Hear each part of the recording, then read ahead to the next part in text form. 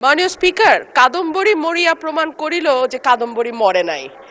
আমাদের তেলের দাম শেষমেশ বৃদ্ধি হইল মাননীয় স্পিকার, কিন্তু তার আগে আমরা দেখলাম কয়েক কিলোমিটার জুড়ে লম্বা লাইন। আমরা দেখলাম মাঝরাত পর্যন্ত ড্রাইভাররা দাঁড়িয়ে আছে, তারা তেল পাচ্ছে না, কিন্তু সরকারের সেই ব্যাপারে কোনো হেলদোল নাই।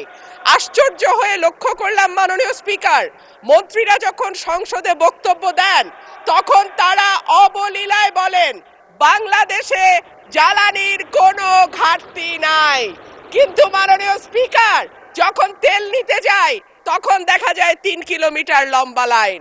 মাননীয় স্পিকার, সরকার সম্ভবত কিছু পদক্ষেপ গ্রহণ করবার ঘোষণা দিয়েছে। তার একটা হচ্ছে মার্কেট প্লেস ৭টা বাজে বন্ধ করে দেয়া। চমৎকার সিদ্ধান্ত মাননীয় স্পিকার, তবে মনে রাখতে হবে কেনাকাটা বা শপিং যেটুকু হয় সেটুকু সন্ধ্যার পরেই হয়, তার আগে হয় না। ২ হইল অফিস আদালতের সময় বলে পরিবর্তন করবে। ৫ দিনের জায়গায় ৪ দিন বা ৩ দিন তারা কর্মঘণ্টা ঠিক করবে, কিন্তু প্রশ্নটা হচ্ছে যদি জ্বালানির কোনো সংকটই না থাকে তাহলে এত লম্বা লাইনই বা কেন, দামই বা বাড়াইতে হয় কেন, অফিস কর্মসূচি সময় পরিবর্তন করতে হয় কেন?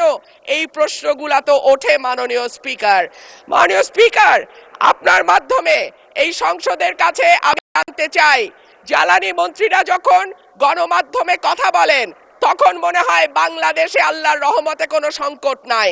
ওনারা যদি পরিষ্কার করে বলেন বাংলাদেশে বর্তমানে কত দিনের অকটেন ডিজেলের মজুদ আছে, কতদিন চলতে পারবে, পাম্পগুলো কেন পর্যাপ্ত পরিমাণ তেল পায় না, তেলের মজুদদারি।